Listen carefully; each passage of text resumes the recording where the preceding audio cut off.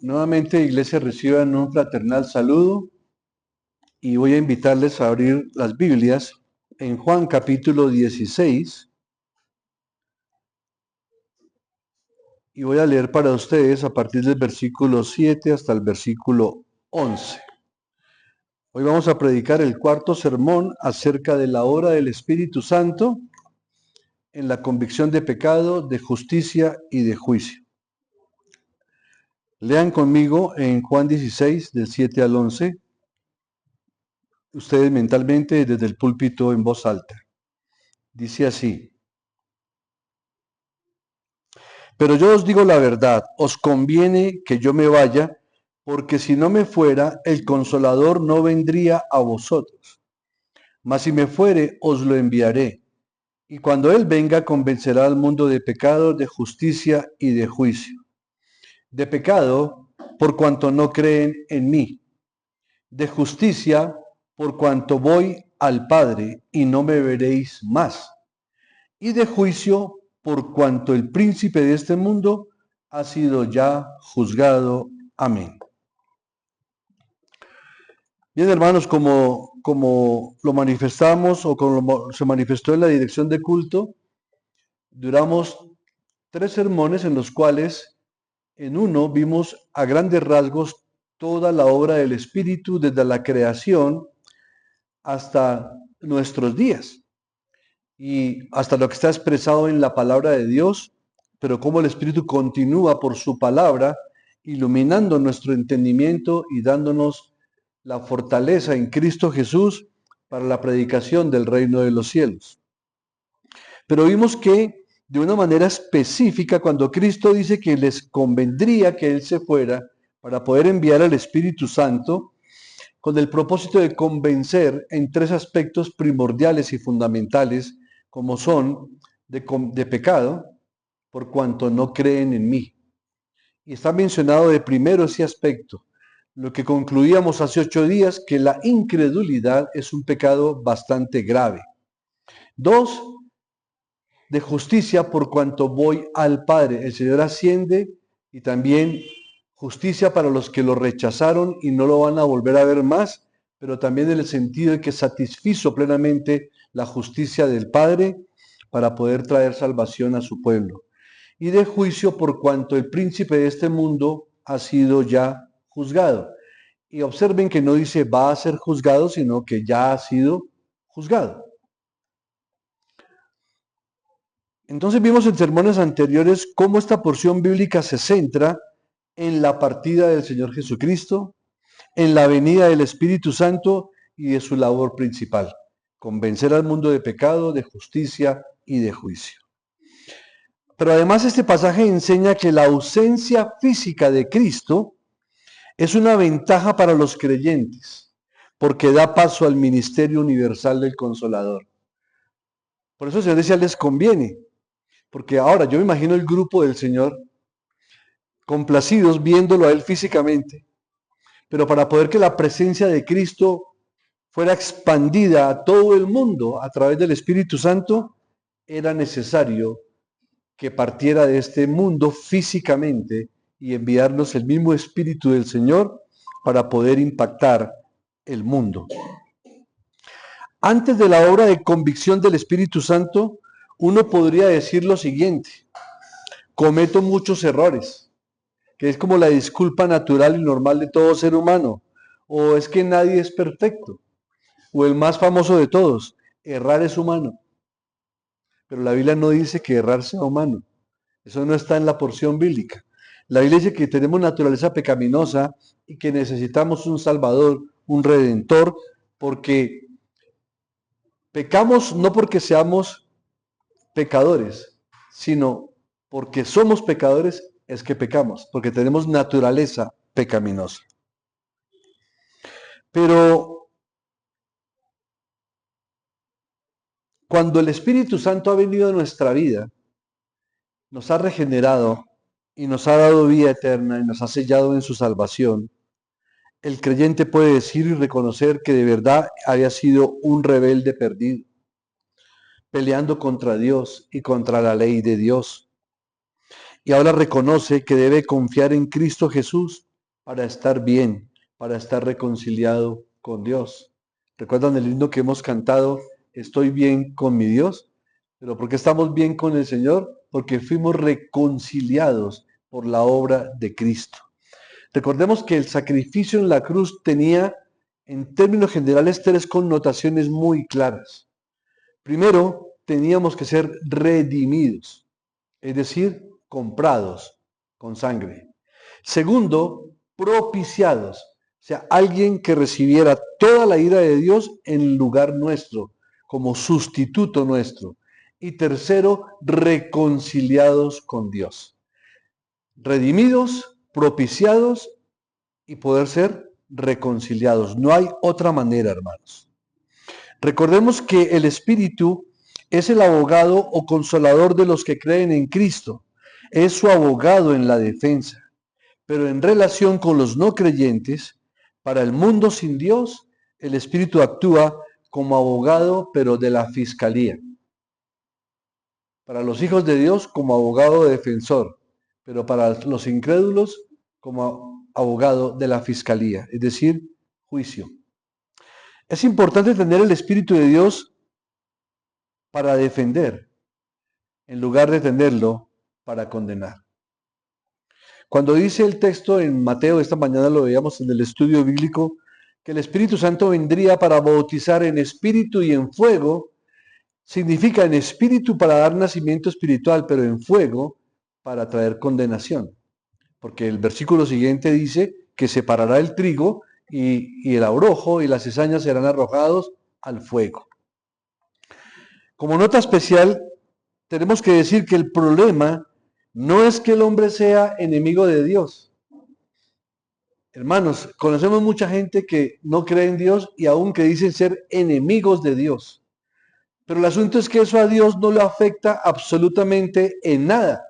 Dios sigue siendo Dios a pesar de sus enemigos. El problema para el ser humano no es ser enemigo de Dios. El problema es que Dios sea su enemigo, porque ahí sí no tiene quien lo defienda. Y eso es lo que el ser humano no quiere comprender. Yo prefiero tener a Dios como mi amigo que tenerlo como mi enemigo. ¿Quién no? Pero bien, vamos al punto del texto y en el versículo 10 dice, de justicia por cuanto voy al Padre y no me veréis más. La ascensión de Jesús al cielo ha demostrado que Él ha cumplido perfectamente la voluntad del Padre y probando y demostrando que es justo y que expuso la falta de justicia de los seres humanos en Él mismo, esa justicia que el mundo rechazó. El Espíritu Santo le muestra al mundo la justicia de Jesús y le muestra al mundo lo que es su propia injusticia. Y hay un texto que a mí me ha siempre cautivado mucho, bueno, como toda la palabra de Dios, pero hay textos que a uno lo marcan y como que lo atrapan y que uno quisiera como compartirlo con todo el mundo, y es Primera de Timoteo 3:16, que dice así, e indiscutiblemente grande es el misterio de la piedad. Pero observemos los términos, indiscutiblemente, indefectiblemente, inefablemente grande es el misterio de la piedad. Ahora, ¿cuál es ese misterio? Se narra de la siguiente manera. Dios fue manifestado en carne. Eso no cabía en la mente de ningún ser humano. ¿Cómo Dios podía ser manifestado en carne? ¿Cómo Dios se volvería un hombre? Se humanaría. Luego dice que fue justificado en el Espíritu. Si no comprendemos ese término, no podremos entender que Él ascendió de justicia por cuanto volvió al Padre a recibir la gloria que tenía con el Padre desde antes de los tiempos. Pero al decir que fue manifestado en carne, es decir, se humanó, pero que fue justificado en el Espíritu y que además fue visto de los ángeles, que fue predicado a los gentiles, creído en el mundo y recibido arriba en gloria. Ahora, si usted quiere un texto que deje sin piso a los que no creen que Cristo es el Hijo de Dios y que es el Dios encarnado, compártale este texto. Porque hay muchos que dicen, pero es que en algunos manuscritos no dice que Dios fue manifestado en carne, sino simplemente dice Él. Ahora, por el beneficio de la duda, vamos a asimilar de que todos los manuscritos dicen Él fue manifestado en carne. Entonces pregunto, si no fue Cristo, entonces nos quedarían ¿cuántas alternativas? 3. O fue un ángel, o fue un hombre, o fue un demonio. No habría más alternativa si no es Dios, ¿correcto? Pero, ¿qué misterio hay que dice que Dios fue manifestado, que Él fue manifestado en carne? ¿Qué misterio hay que un hombre se manifieste en carne a otro hombre? No hay misterio. Luego dice, visto de los ángeles. ¿Qué misterio hay en que un ángel vea a otro ángel? Si notan, no habría misterio. Y por supuesto no creemos que haya sido Satanás, porque no pudo haber sido que Satanás haya sido recibido en gloria. Entonces, si no fue un ángel, si no fue un hombre y si no fue Satanás, ese Él implica necesariamente que simplemente es Dios.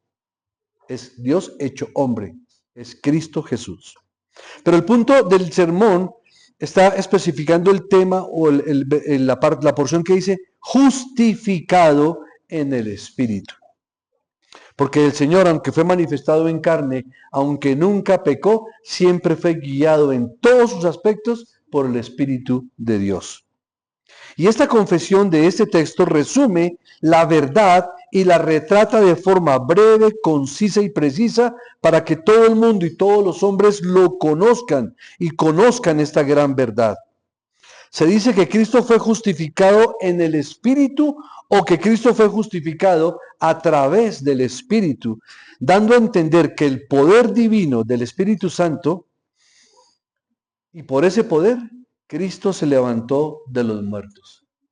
Eso significa justificado por el Espíritu, que fue resucitado por el Espíritu de Dios. Y de este modo, mis hermanos, Dios demostró que Él era justo e inocente, aunque fue condenado como si hubiese sido un criminal.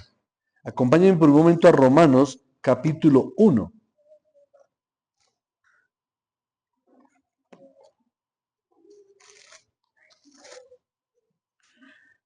Versículos del 1 al 4. Pablo, siervo de Jesucristo, llamado a ser apóstol, apartado para el evangelio de Dios, que él había prometido antes por sus profetas en las sagradas escrituras, acerca de su Hijo, nuestro Señor Jesucristo, que era del linaje de David según la carne.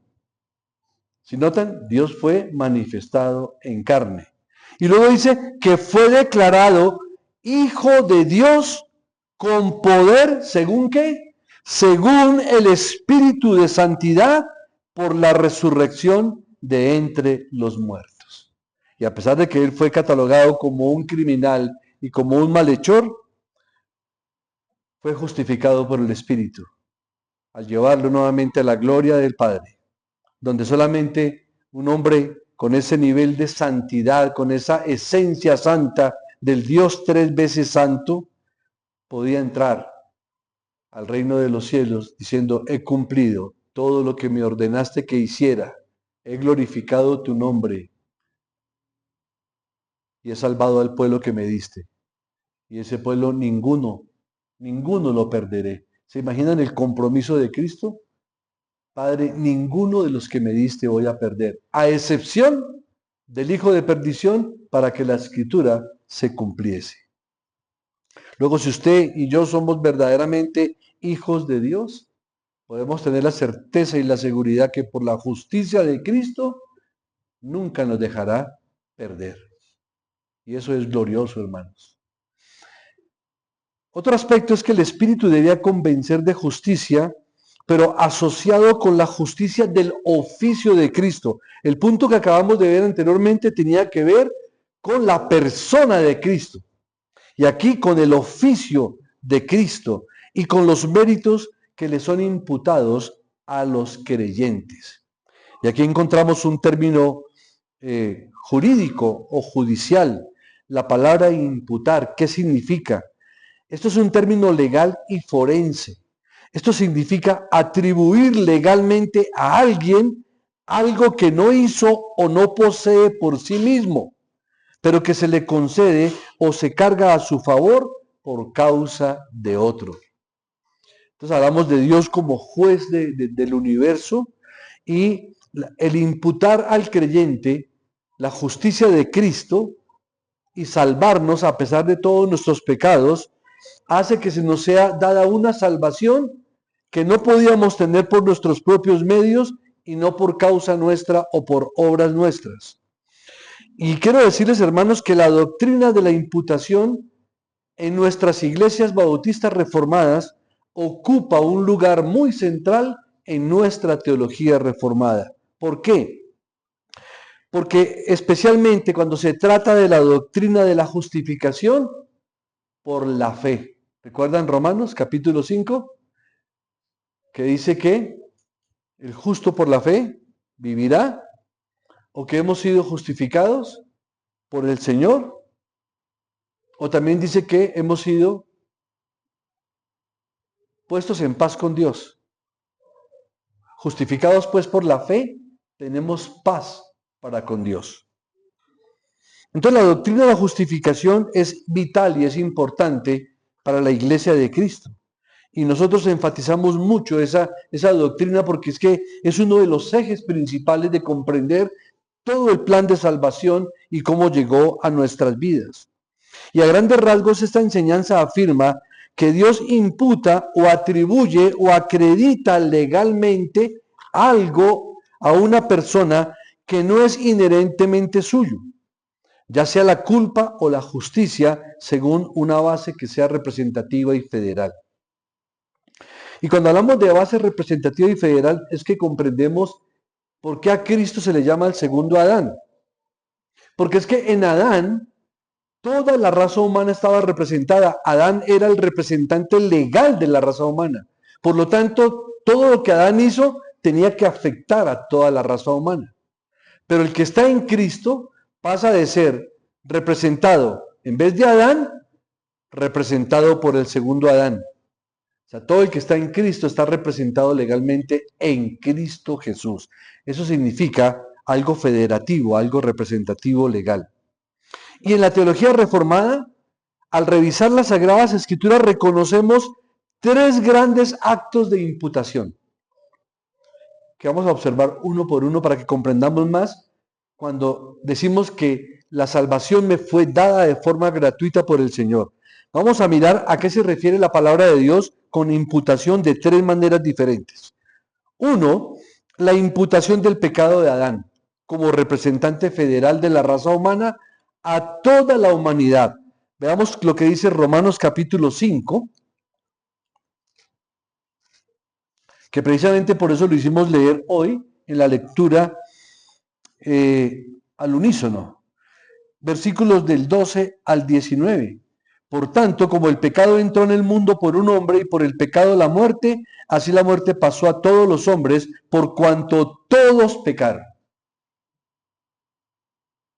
O sea que ahí teníamos una representación legal. Todos pecaron y están destituidos de la gloria de Dios. Y la paga del pecado es muerte.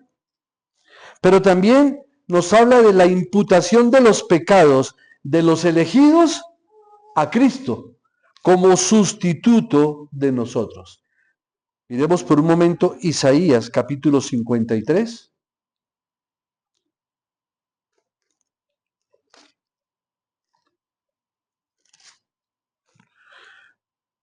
Versículo 6.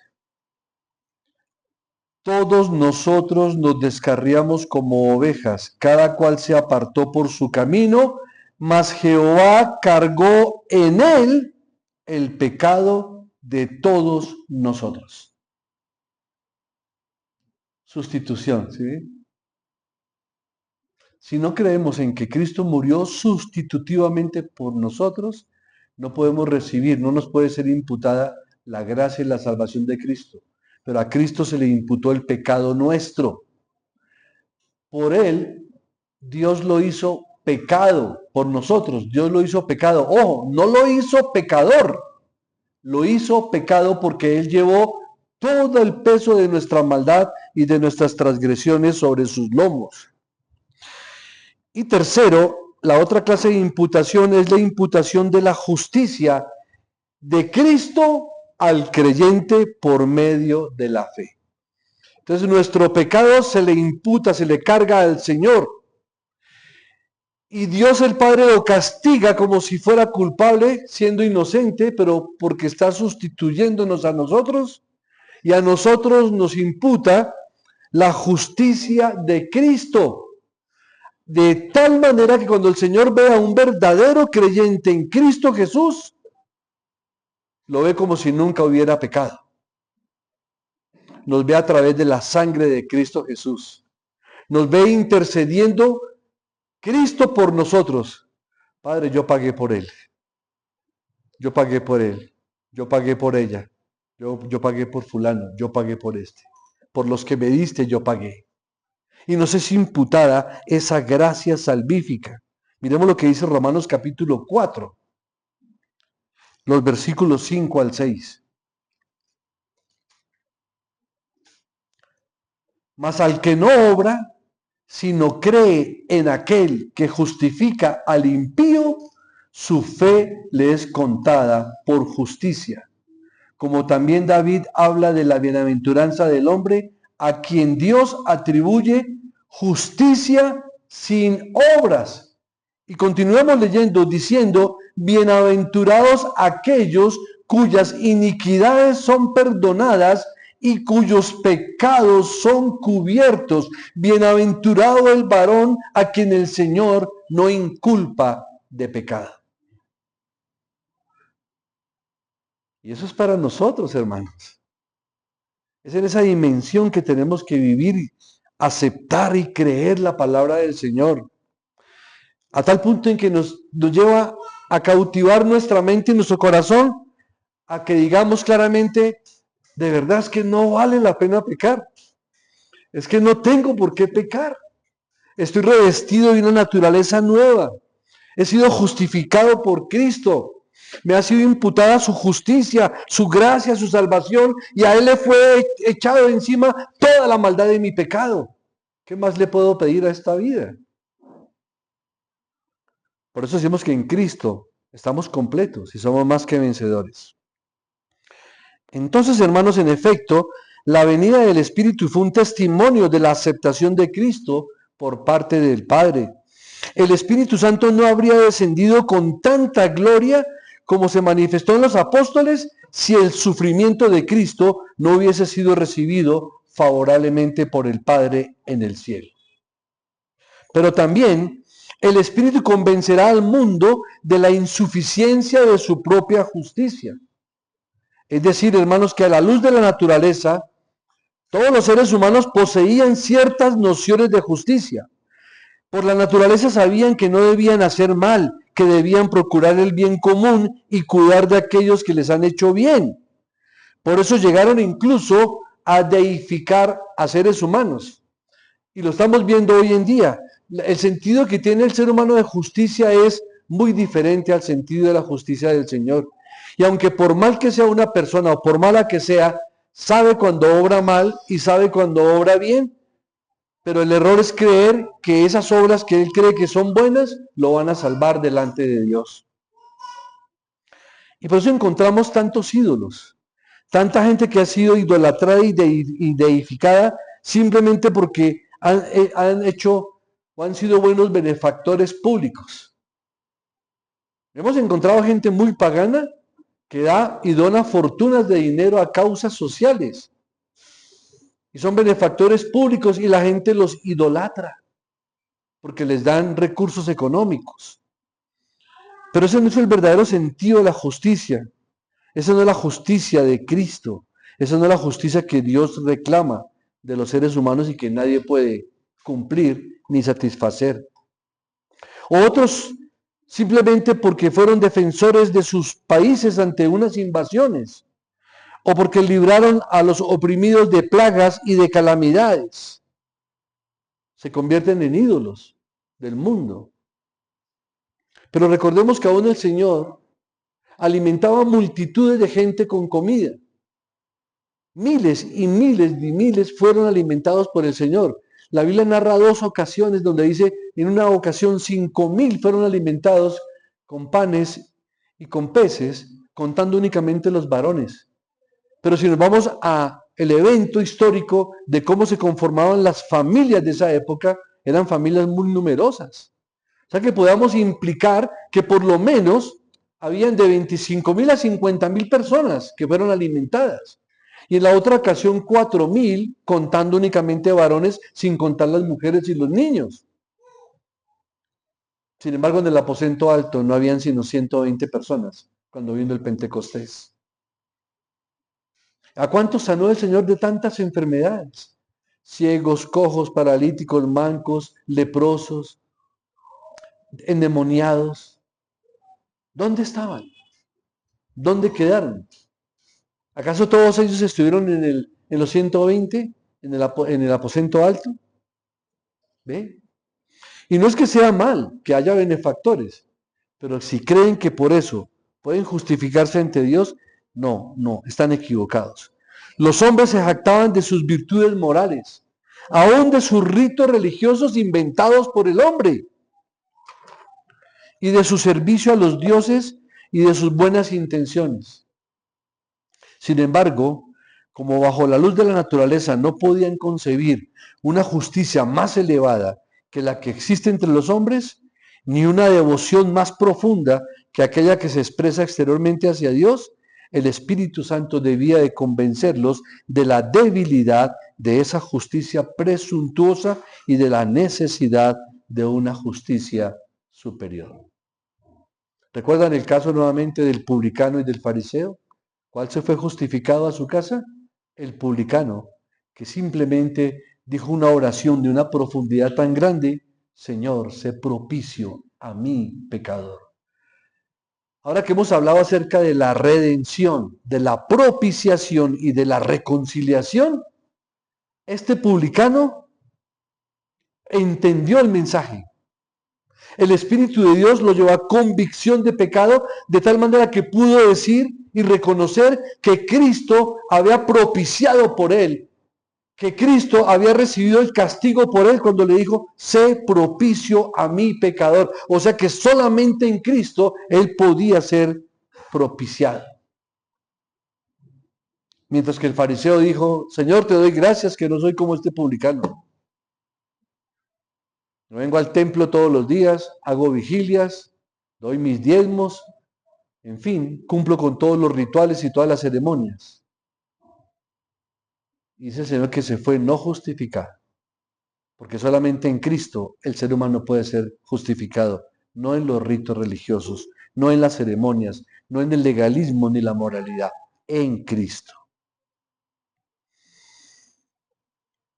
El Espíritu mostraría que la justicia de Cristo es la única justicia verdadera de Dios, pues Él ha ido al Padre y no volverá otra vez para ofrecerse como sacrificio por el pecado.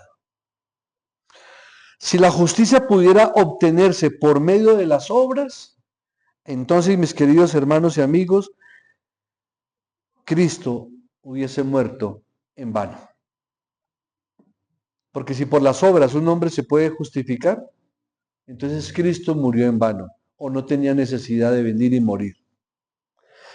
Hermanos, mientras que la justicia anteriormente había sido definida por preceptos, ahora ha sido revelada en el Hijo encarnado, quien la ejemplificó perfectamente en todas sus relaciones y en todas sus manifestaciones. Pero también el texto del versículo 11 de Juan capítulo 16 nos dice lo siguiente: y de juicio por cuanto el príncipe de este mundo ha sido ya juzgado. Entonces nos quedó claro, hermanos, en que Solamente el Espíritu trae convicción de pecado al corazón del ser humano y eso nos lleva a arrepentimiento y fe o a otros a endurecerse más. Pero también el Espíritu nos ha convencido de justicia por cuanto ningún hombre está capacitado para satisfacer la justicia de Dios. Solamente Cristo lo hizo y por eso solamente en Cristo tú y yo hemos sido justificados y solamente un hombre puede ser justificado en la obra de Cristo. Pero también el Señor nos habla en su palabra que también de juicio convence el Espíritu Santo por cuanto el príncipe de este mundo ha sido ya juzgado. ¿Qué significa esto, mis hermanos? Significa la victoria de Cristo sobre Satanás. Cuando dice que el príncipe de este mundo ha sido ya juzgado, está diciendo que Cristo ya obtuvo la victoria sobre el príncipe del mal. Miren lo que dice Juan capítulo 12, versículos 31 y 32. Ahora, si notan, ahora, o sea, en el tiempo presente en que Cristo estaba obrando físicamente aquí en la tierra, ahora es el juicio de este mundo. Pero observen, no solamente está diciendo del príncipe de este mundo, sino también de este mundo. Ahora el príncipe de este mundo será echado fuera. Y noten lo siguiente, ahora es un tiempo presente, es el juicio de este mundo. ¿Por qué? Porque Cristo está ahí. Ahora el príncipe de este mundo será, es decir, a pocas horas. Estamos en Juan capítulo 12 y recordemos que ya en Juan capítulo del 14 al 17 ya el Señor se reúne íntimamente con sus discípulos porque va a ser arrestado y luego crucificado. Entonces será echado al momento en que el Señor sea crucificado y resucitado. Pero también el texto dice, y yo, Cristo, si fuere levantado de la tierra, anunciando cómo iba a morir, a todos atraeré a mí mismo. Esto no significa que a todos salvaré, atraeré. ¿Y es que acaso el mundo no fue atraído en todo aspecto? ¿No estamos diciendo que la humanidad se parte en dos, antes de Cristo y después de Cristo? Y aunque los periódicos y las revistas y la cronografía humana digan antes de Cristo y después de Cristo, eso no significa que todo el mundo sea creyente en Cristo. Pero la cruz del Calvario atrajo a todo el mundo, incluso a los que lo traspasaron, dice Apocalipsis. La victoria de Cristo anticipa su juicio sobre todos los pecadores, es decir, sobre el mundo. Porque aquí el problema es que si no interpretamos bien el versículo, podemos decir que el juicio, por cuanto el príncipe de este mundo ha sido juzgado, es que solamente fue juzgado Satanás, pero es juzgado él y todos sus seguidores. Absolutamente todos sus seguidores. Entonces la victoria de Cristo anticipa su juicio sobre todos los pecadores y sobre el mundo. Y este efecto del Espíritu se hace evidente por la predicación, primeramente de los apóstoles en el Pentecostés y posteriormente al hacer que las personas consideren seriamente la palabra, incluso si todavía aún no hayan sido convertidos. ¿Cómo vamos a ver algunas reacciones de gente que escuchó la palabra y la palabra logró moverlos de su piso, pero aún así no fueron convertidos? Vamos a ver varios casos. Vamos a Hechos 2:37.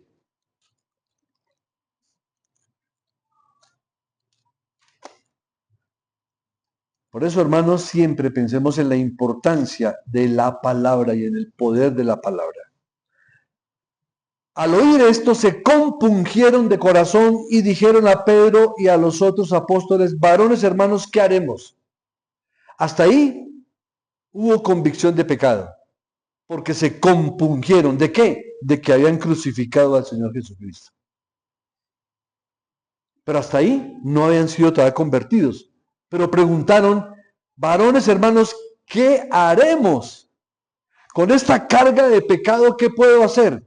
Y Pedro les dice, arrepentidos y bautícese cada uno de vosotros en el nombre de Cristo para perdón de los pecados y recibiréis el don del Espíritu Santo. Entonces, les trajo compunción, convicción de pecado, pero hasta ese momento no sabían cómo manejar la situación. Y fue por la palabra que el apóstol Pedro les dijo que entendieron. Y luego dijeron que sí, Y dice claramente que fueron añadidos como 3.000 personas a esa predicación y fueron bautizados. Pero primero hubo una reacción. ¿Sí notan? Hubo convicción de pecado, pero a la vez también hubo convicción de justicia porque no sabían qué hacer. Reconocían que no sabían qué hacer. Reconocieron que fueron partícipes de la crucifixión de Cristo, pero no sabían cómo corregir ese desorden. Hasta que Pedro los lleva y les manifiesta y los anima a que se arrepientan. El otro caso lo vemos en Hechos 16 con el carcelero, ¿cierto? Que también fue llevado a conversión. Gracias a Dios por la misericordia. Pero lo que quiero decir es que antes de la conversión hubo una convicción de pecado. En el versículo 30,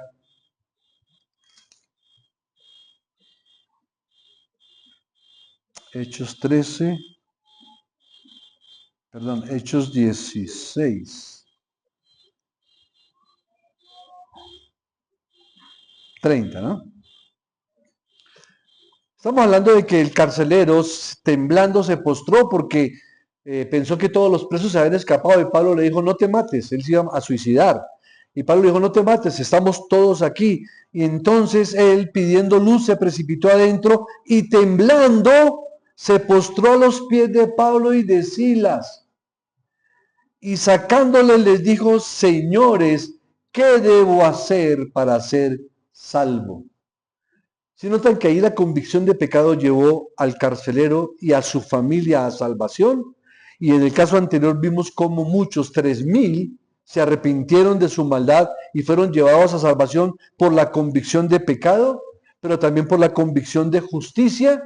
Pero hubo uno que no quiso, aunque estuvo a punto de hacerlo. Vamos a Hechos 24.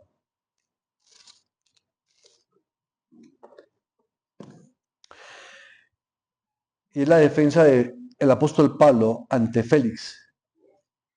Y observen lo siguiente. Dice, 5 días después descendió el sumo sacerdote Ananías con algunos de los ancianos y un cierto orador llamado Tértulo, y comparecieron ante el gobernador contra Pablo. Y cuando éste fue llamado, Tértulo comenzó a acusarle diciendo, como debido a ti gozamos de gran paz y muchas cosas son bien gobernadas en el pueblo por tu prudencia. Cuánto cepillo, ¿no? Oh excelentísimo Félix, lo recibimos en todo tiempo y en todo lugar con toda gratitud. Pero por no molestarte más largamente, te ruego que nos oigas brevemente conforme a tu equidad, porque hemos hallado que este hombre es una plaga, hablando de Pablo, y promotor de sediciones entre todos los judíos por todo el mundo y cabecilla de la secta de los nazarenos. Intentó también profanar el templo y prendiéndole quisimos juzgarle conforme a nuestra ley. Pero intervino el tribuno Licias con gran violencia, le quitó de nuestras manos, mandando a sus acusadores que viniesen a ti. Pero más adelante vemos que tiene una entrevista con Pablo, Félix. Dice así, verso 19.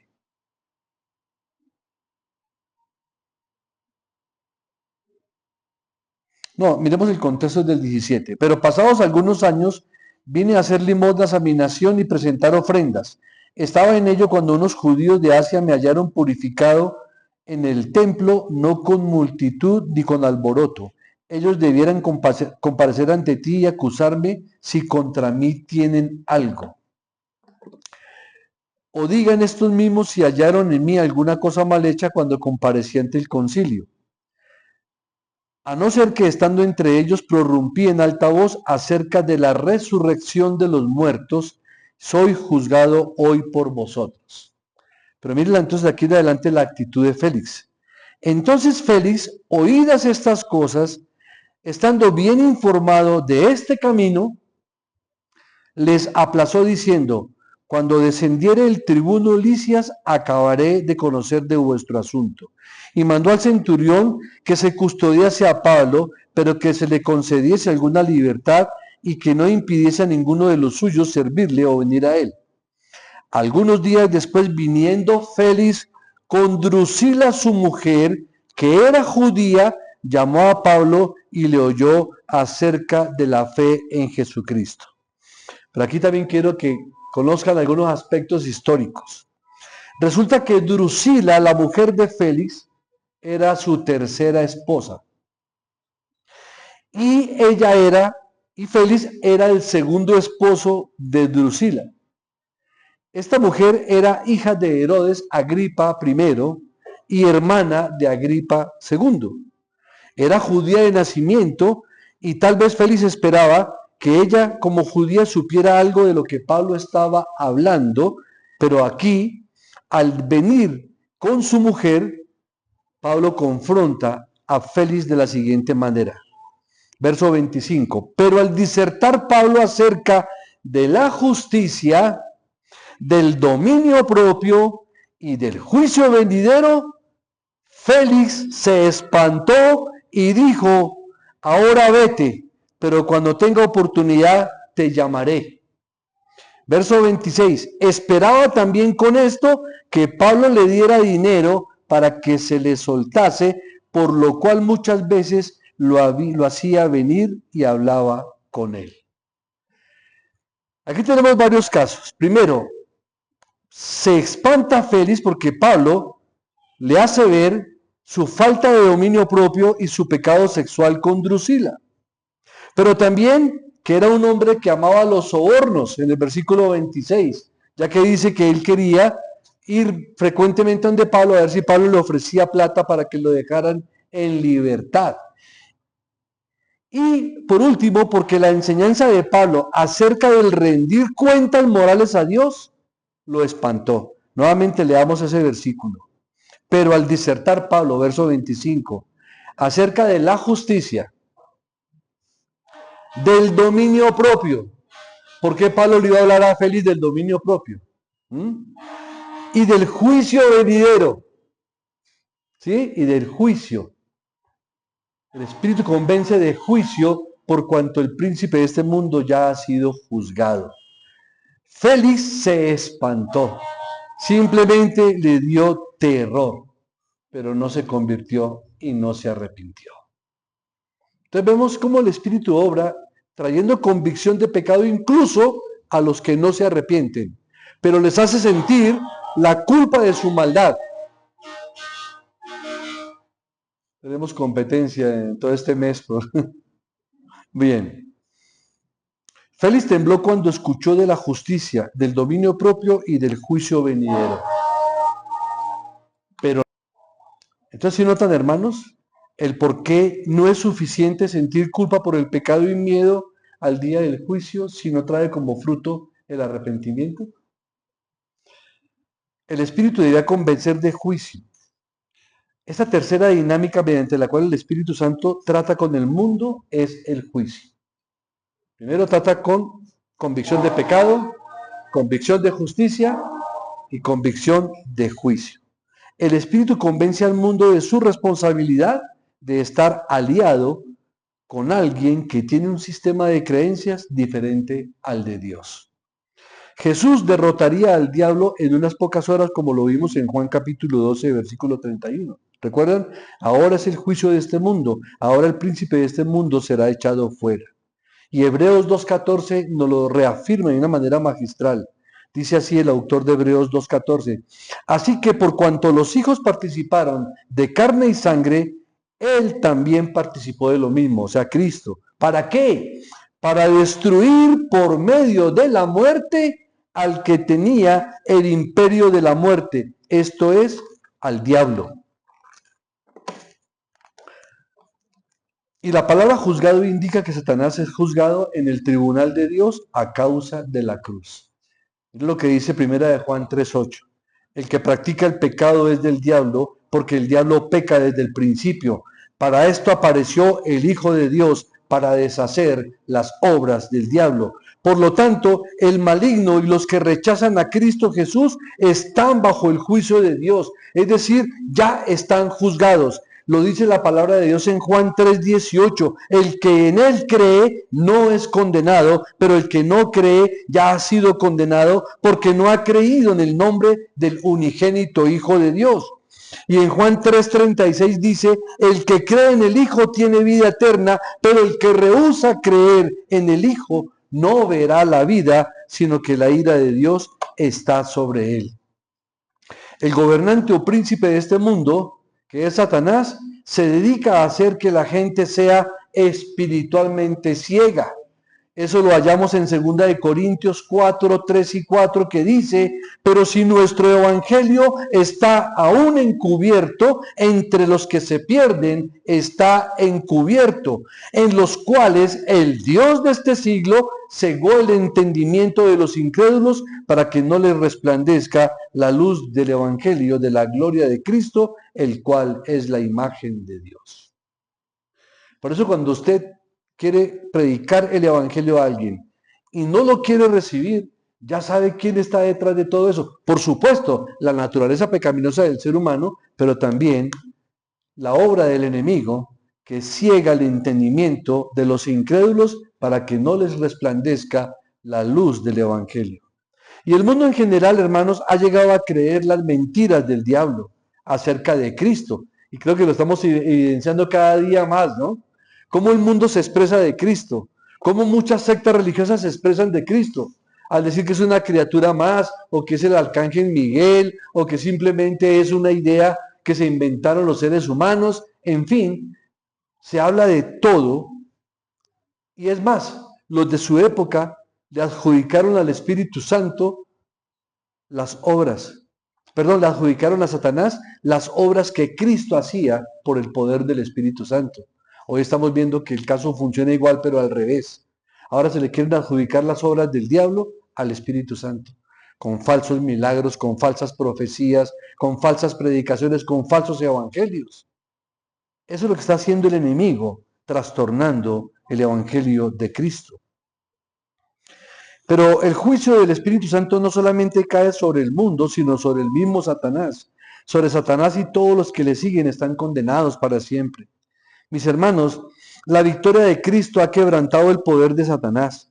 La perfección de la obra de Cristo ha derrotado al capitán del pecado, sin esperanza de que se pueda volver a levantar para asegurar nuevamente su dominio o destruir el interés de los creyentes.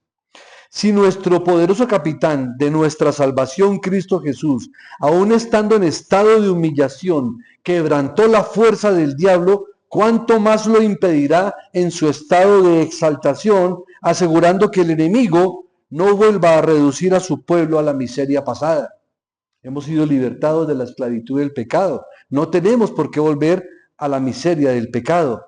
Y en esta obra de convencimiento, el Espíritu también obra y actúa como consolador.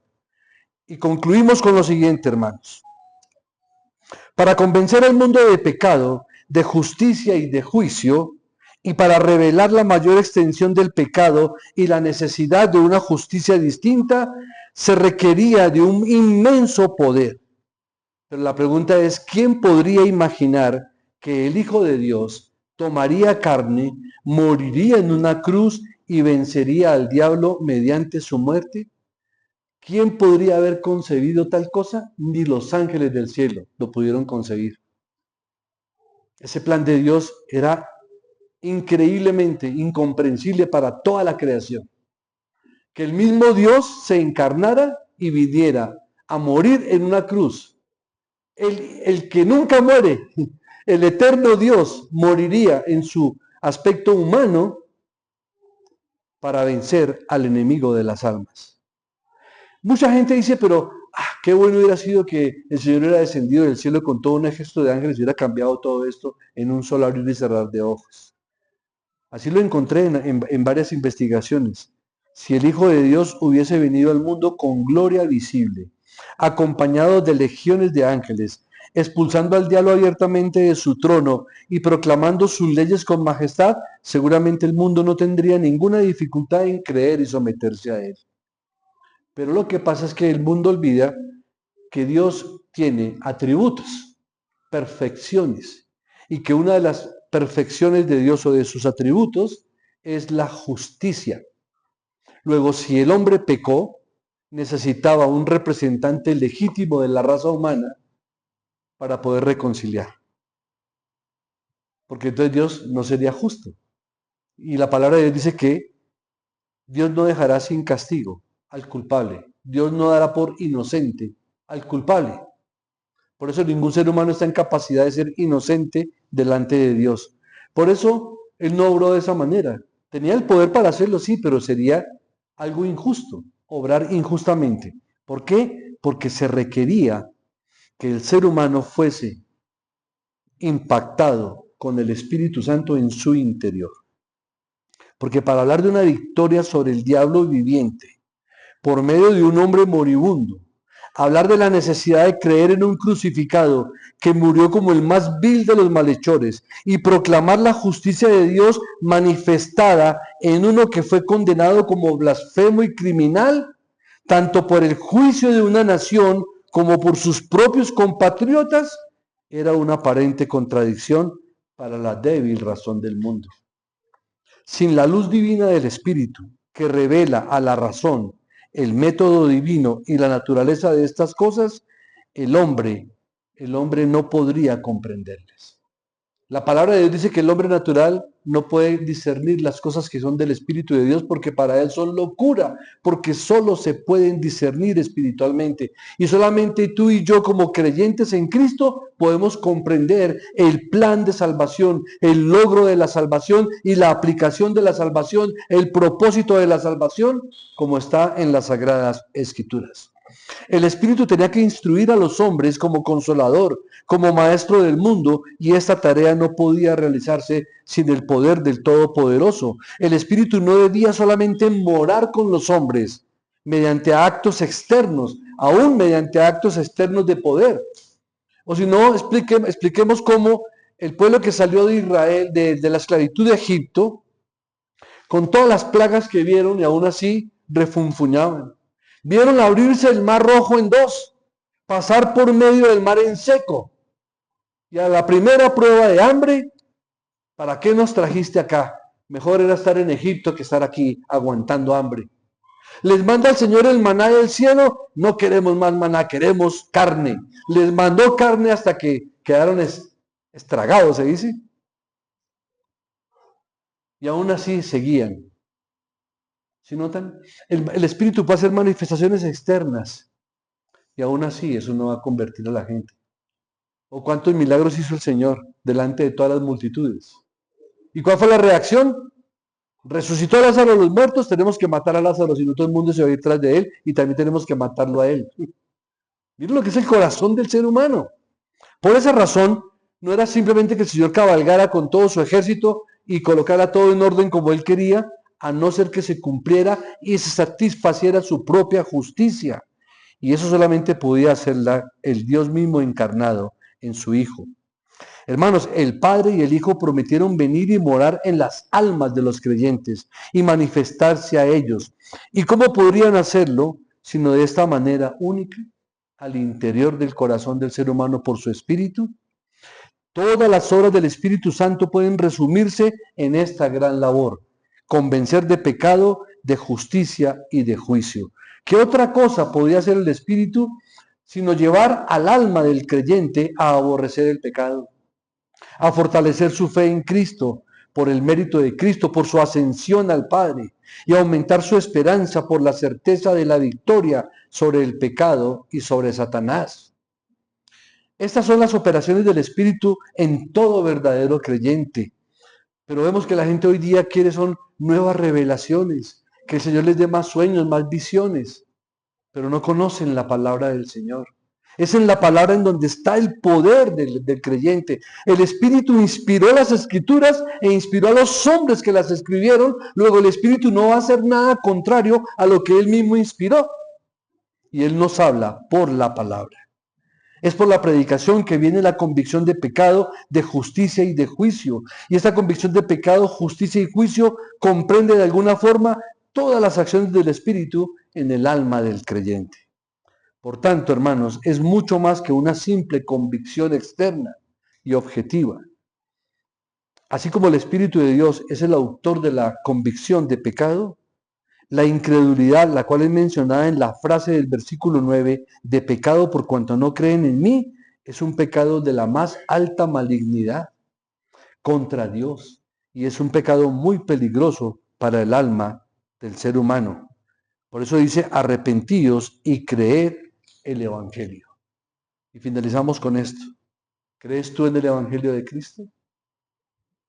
¿Has sido llamado por el Santo Espíritu de Dios? ¿Ha traído el Espíritu de Dios convicción de pecado a tu vida? ¿Ha traído convicción de justicia y de juicio? Y claro, esperamos que la respuesta sea sí, amén. Porque es un gran privilegio, hermanos, que estemos aquí reunidos experimentando esa preciosa salvación del Señor y reconociendo la verdadera obra del Espíritu en nuestras vidas. Oremos, hermanos. Padre eterno, gracias te damos, porque nos queda claro que lo que tú revelaste ya está en tu palabra. Ya está escrito tu última palabra desde Génesis hasta Apocalipsis.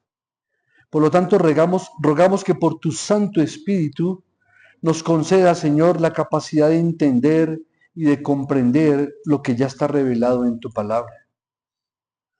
Que nos ayudes a discernir, a conocerte y a entenderte, porque esas cosas quieres tú, Señor. Y porque es por tu palabra, Cristo mismo lo manifestó en la oración que elevó hacia ti por la iglesia, por sus discípulos y por el retorno de Cristo a la gloria. Que tú oraste por los que habíamos de creer por la predicación de los apóstoles. Y todos hemos sido llevados a salvación porque alguien en alguna parte del camino fue enviado por ti a predicarnos las buenas nuevas de salvación. Oh bendito Espíritu de Dios, ayúdanos y trae cada vez más convicción de pecado en nuestras vidas, porque es para salvación cuando proviene de ti para tus hijos. Porque la tristeza que proviene de Dios es para salvación, mas la que proviene del mundo es para condenación. Sabemos que muchas veces te contristamos con nuestras actitudes, con nuestro pecado, pero nos has otorgado el don del arrepentimiento para confesar nuestros pecados.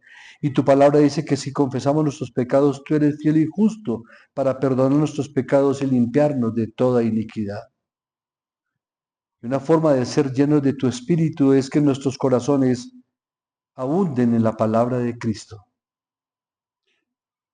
Y nos acogemos, Señor, al mismo deseo que tú expresaste. Que Cristo mismo dijo, Padre, quiero que donde yo estoy, estos estén conmigo, para que vean mi gloria y que seamos uno solo, así como tú y yo, oh Padre, somos uno. Gracias, Señor, por este privilegio precioso de que un día seremos uno solo contigo en la eternidad y estaremos en el lugar que tú quieres que estemos contigo y que ya has preparado para todos y cada uno de nosotros como verdaderos hijos tuyos. Entre tanto que estamos a este lado de la eternidad, concédenos el denuedo, el valor y la intrepidez necesaria, con misericordia y con prudencia, de predicar y llevar el Evangelio de salvación, el Evangelio de arrepentimiento y fe a toda criatura, para que tu nombre sea glorificado y por tu palabra y por tu Espíritu sean llevados a salvación. En Cristo Jesús te damos gracias. Amén. Bien, amados hermanos, que la gracia, la misericordia, el favor de Dios y la potencia y el poder de su Santo Espíritu estén con todos nosotros hoy y siempre.